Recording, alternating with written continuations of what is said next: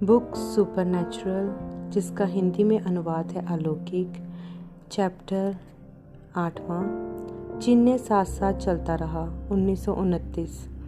1929 के अक्टूबर में न्यूयॉर्क का स्टॉक मार्केट धराशायी हो गया, जिससे संयुक्त राज्य ऐसे आर्थिक दुस्वप्न में डूब गया जो उन सबसे बुरा था जो अब तक कभी भी देखे हों। हजारों बैंकों ने अपने सामने के दरवाजे बंद कर दिए, जबकि असहाय कर्मचारी पीछे के रास्ते से दबे पांव निकल भागे। क्रुद्र जामकर्ताओं के पहुंचने से ठीक पहले हालातन महान मंदी का असर अर्थव्यवस्था के प्रत्येक क्षेत्र में पड़ा। कारखानों ने या तो उत्पादन बहुत घटा दिया या फिर पूरी तरह बंद ही कर दिया था। किसानों ने या तो अपनी कमरें कस ली, पतले हो गए या फिर कंगाल हो गए। बेरोजगारी इतनी तेजी से इस हद तक बढ़ गई कि प्रत्येक 4 अमरीकियों में से एक श्रमिक बिना काम के दिन काट रहा था।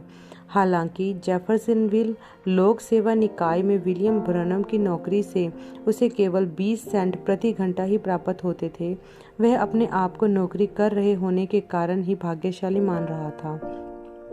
वह फिर भी यह योजना बना रहा था कि अपनी जिंदगी दे देगा पश्चिम के पहाड़ों में पशु लोम के लिए जाल फंदे लगाकर शिकार करने में, परंतु फिलहाल घर के लिए वेतन के चेक की ज़रूरत थी।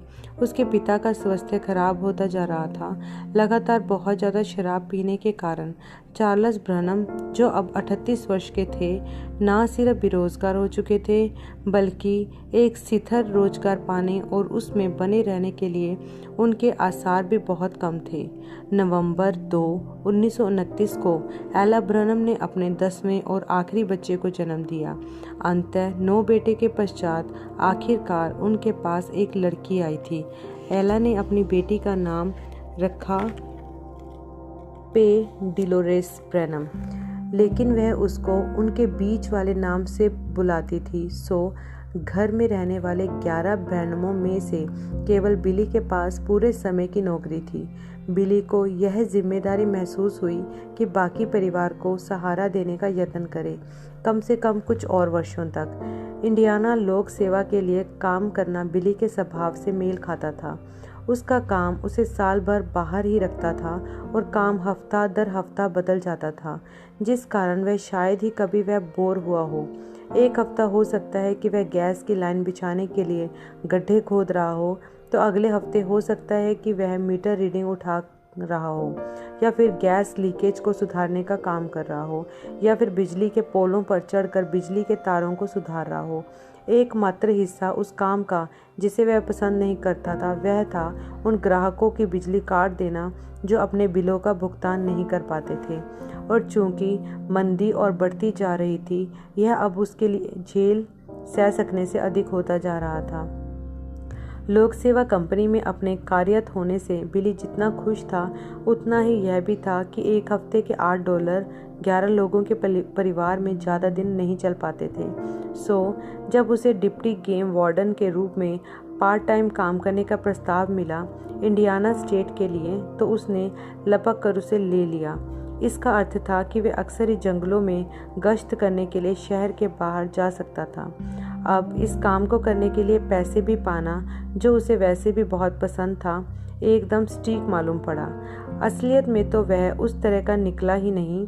उसका वेतन शिकार के नियम तोड़ने वालों को उसके द्वारा दिए गए चालानों की संख्या पर बने कमीशन पर आधारित था।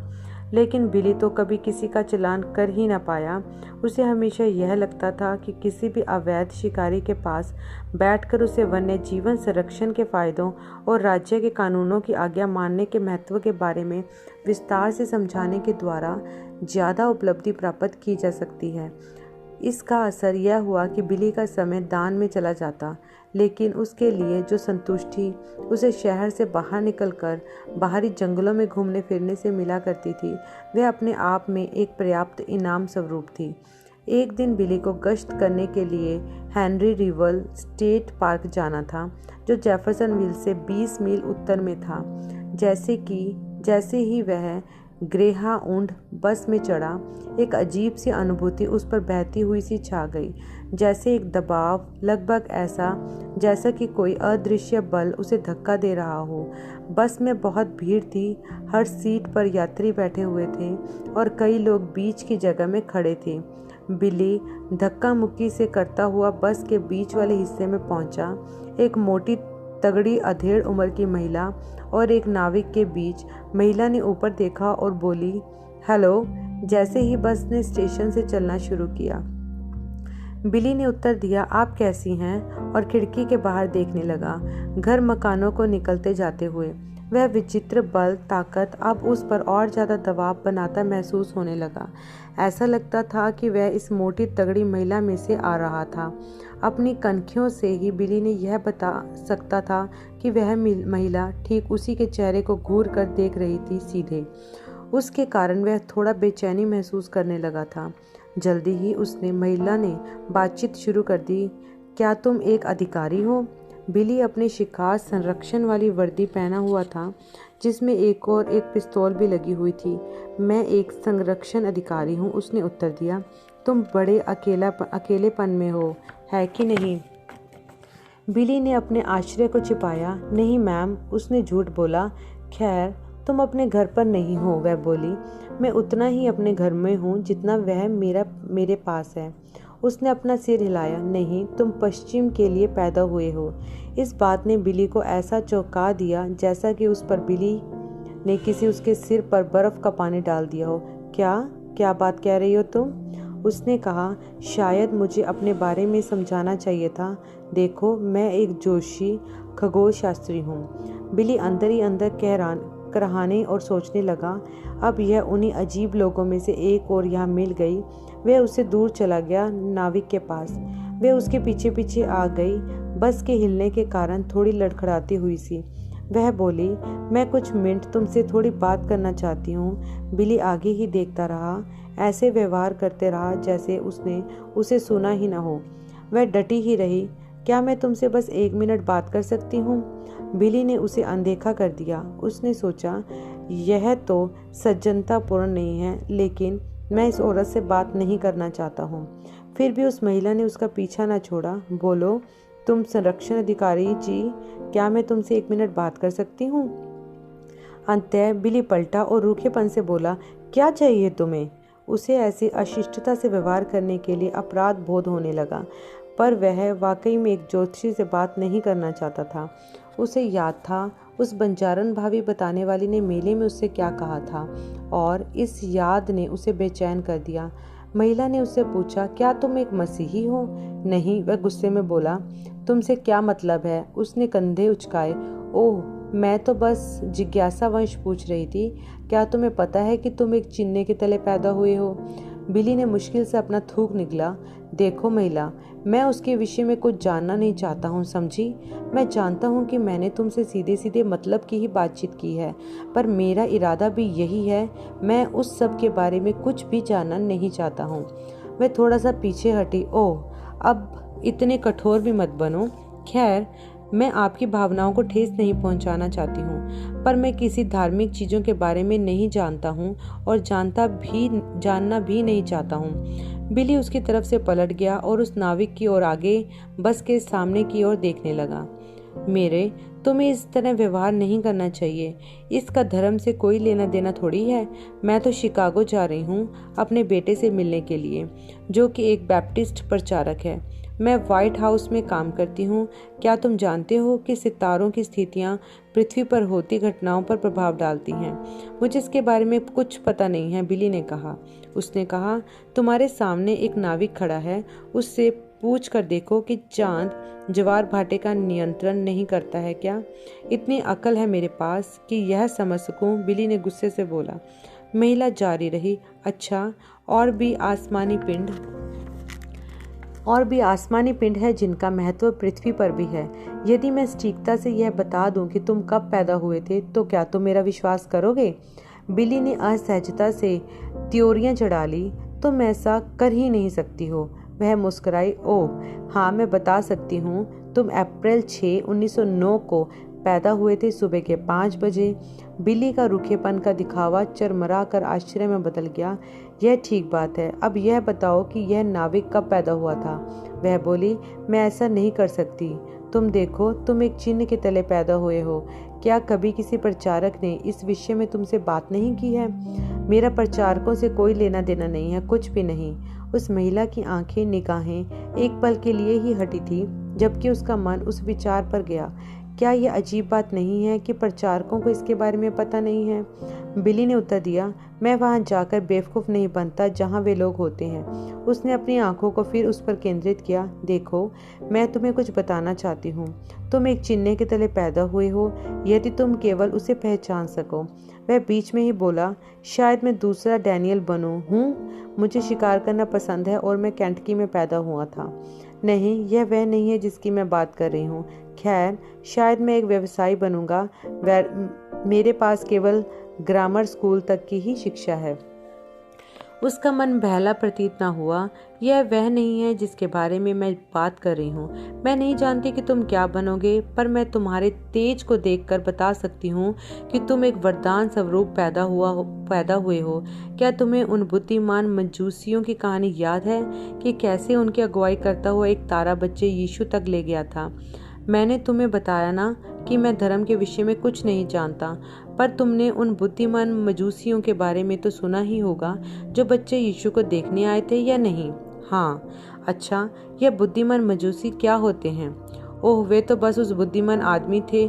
मैं तो बस उतना ही जानता हूँ, उसने समझाया। वे बुद्धिमान मजूसी वही चीज थे जो मैं हूँ। वे जोशी थे, तारों का अध्ययन करने वाले। तुम जानते हो, इससे पहले कि खुदा पृथ्वी पर कुछ करे, वह उसकी घोषणा पहले आसमानों में करता है। यही उसने तब भी किया था जब यीशु का जन्म हुआ था। 3 आकाशीय पिंड एक पंक्ति में एक सीध में आ गए थे और एक ऐसा संयोग बना लिया था कि इसने पूर्व में रह रहे कुछ ज्योतिषियों का ध्यान आकर्षित कर लिया था। उनमें से एक हाम के वंश से था, दूसरा शेम से और अगला जाफेत से। नूह के 3 बेटे। वे पृथ्वी के सभी लोगों का प्रतिनिधित्व कर रहे थे। इनमें से प्रत्येक ने पश्चिम की ओर अलग अलग यात्रा की थी, यह ना जानते हुए कि बाकी भी आ रहे हैं, जब तक कि उनकी मुलाकात एक दूसरे से यरूशलेम में न हो गई। फिर वे बैतलहम जा पहुंचे और बच्चे यीशु को पाया। वे जानते थे कि यीशु ही वह था जिसे वे ढूंढ रहे थे। उसके तेज का रंग रूप देखकर क्या तुम जानते हो कि तेज क्या होता है या नहीं? यह तुम्हारे प्राण के अलौकिक ज्योति होती है। प्रत्येक का अपना एक तेज होता है, उनके भिन्न भिन्न रंग होते हैं और प्रत्येक रंग का कुछ मतलब होता है। सुनहरे का मतलब होता है कि खुदा की ओर से एक उपहार या वरदान। सो इन तीनों बुद्धिमान मजूसियों ने यीशु को दंडवत उपासना किया और उसे उपहार दिए। वे उसी प्रकार वापस चले गए जैसे कि वे 3 आकाशीय पिंड अलग अलग होकर अपनी अपनी कक्षाओं में वापस चले गए थे। उस सबसे महान वरदान उपहार के समर्थ जो खुदा ने मनुष्य जाति को कभी भी दिया हो, उसका अपना बेटा यीशु। हर बार जब भी वे तीनों पिंड एक सीध में वापस आते हैं, खुदा एक छोटा वरदान मनुष्य के पास भेजता है। तुम ऐसे ही एक संयोग तले पैदा हुए हो। तुम्हारे चारों ओर एक सुनहरा तेज है। इसलिए मैं तुम्हारे जन्म के दिन और घड़ी को जानती हूँ, और इसलिए मैं जानती हूँ कि तुम्हारी मंजिल पश्चिम में है। शालीनता वंश। बिली ने धैर्यपूर्वक सुनने की चेष्टा की थी, पर अब सुनने की हद हो गई थी। महिला, मैं सिर्फ इतना जानता हूँ कि मैं इंडियाना में एक शिकार संरक्षक हूँ और मैं अपना सबसे अच्छा काम करने की चेष्टा कर रहा हूँ। मैं धार्मिक नहीं हूँ और मैं यह सब और अधिक सुनना नहीं चाहता हूँ। बिली बस के आग्रह भाग की ओर चला गया। इस तरह की नाविक उसके और उस जोशी के बीच आ गया था, असरदार तरीके से बातचीत समाप्त करते हुए।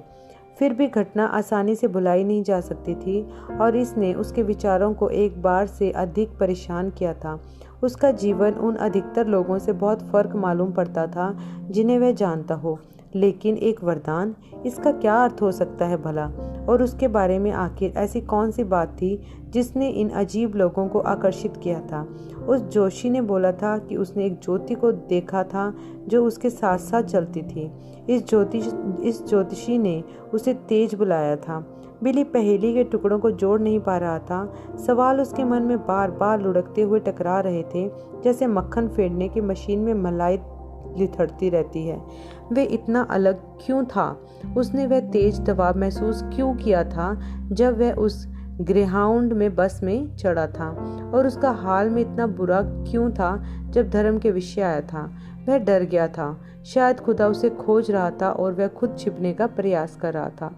और उस स्त्री का मतलब क्या था जब उसने कहा था कि तुम्हारी नियति मंजिल पश्चिम में ही पाई जाती है।